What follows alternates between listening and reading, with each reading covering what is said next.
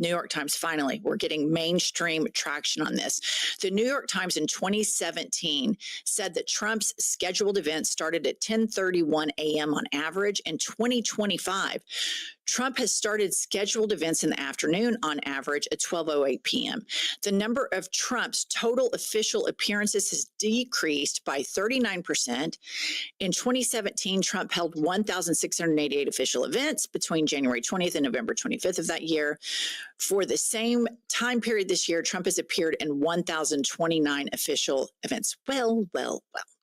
The stamina and the Energizer Bunny that the right thinks he is, and he's such a badass. Finally, they're talking about what a washed up old queen this man is.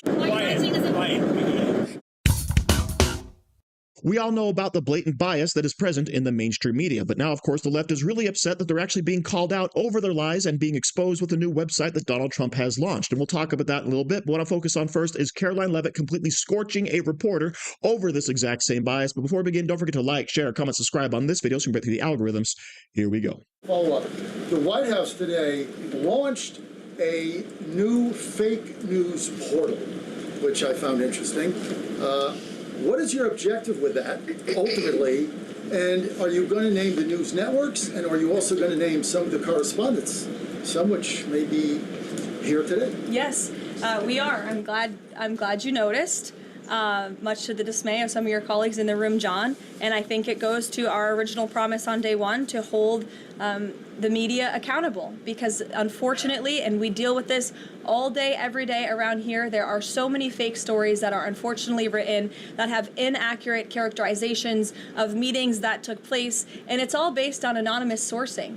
And, you know, the standard for journalism, unfortunately, has dropped to such a historic low in this country. And again, we deal with it every day, where you can have an anonymous source who has no idea what they're talking about, zero credibility, call up a reporter in Washington and say, hey, I heard this, and then the next thing you know, it's on the front page of the New York Times. It's really incomprehensible. We appreciate the journalists, some of those who are in this room who do reach out for comment, who try to get things right, and there are some that remain. But overwhelmingly, the fake news that we see pumped out of this building on a day-to-day basis, it's honestly overwhelming to keep up with it all, and to constantly have to defend against these fake news and these attacks. And I will point out one fake news story over the weekend before I let you all go, from the New York Times that took about 1/3 of the president's daily calendar and his daily schedule and said that he's doing less than he did in his first term, or he might not be fit for the job. That is unequivocally false, and it's deeply unfortunate that this story was written by the same outlet and the same reporter who wrote this: Biden is doing 100% fine after tripping while boarding Air Force One. Oh, same outlet, same reporter who wrote that President Trump is not fit for the job. Are you kidding me? You all see him almost every single day. He is the most accessible president in history. He is taking meetings around the clock. Another one. Biden declared, quote, healthy and vigorous after his first presidential physical. I don't see headlines like that too often about this president. Again, same reporter, same outlet who wrote falsely over the weekend that President Trump is not fit for the job. I can assure you he absolutely is. You all see that with your own eyes on a daily basis, and the president's physician has now given you all 3 detailed reports on the state of the president's health. So with that, I will leave you all, and we'll see you tomorrow. That is how it's done. We have the media's feet being held to the fire of truth because, yes, they have been lying about pretty much everything for the last several years, okay? But what are they really upset about?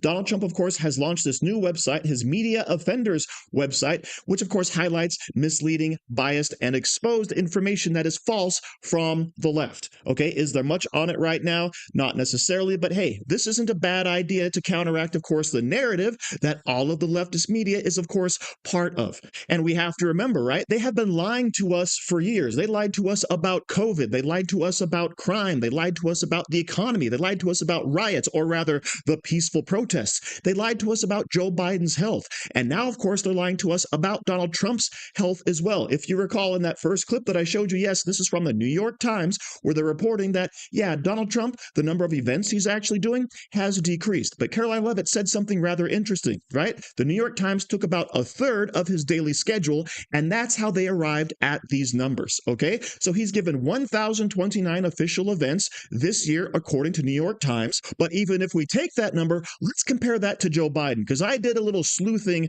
myself, all right? And Joe Biden, over his entire 4 years, guess what he did? 14 speeches, 74 interviews, 9 cabinet meetings, 21 overseas trips, 36 press conferences. Right? That's over 4 years. And Donald Trump, of course, is now considered unhealthy or in the decline because he's done 1,029 events this year alone. Right? This is Looney Tunes stuff going on here, right? And not to mention, Joe Biden took 577 days off, 577 vacation days, according to the New York Post, during his 4 years. So basically, he was only president for less than 3. But of course, we already knew that from the amount of auto pen signatures that were done during his administration. So yes, the same leftist media that lied to us for years about pretty much everything is now upset that they're being called on it because of Donald Trump's Media Offenders website. Okay, now honestly, do I love the idea of government propaganda? No, I don't. But when the entire media lines up on one side for one party, you have to have some way to counteract that. And Fox News and Newsmax and internet commentators might not be enough. Okay, so having an official story from the White House itself isn't a bad thing in my opinion. And honestly, it's just what Karoline Leavitt does, only this can be posted anytime without calling a big presser. So the bottom line, of course, is that we don't hate the mainstream media enough, because now what's the big narrative? Oh, it's Donald Trump's health. It's Donald Trump's mental capacities that are in decline after they ignored Joe Biden for years and called you crazy for noticing it. So thank you very much for watching. Don't forget to like, share, comment, subscribe, and say hi to your mom for me.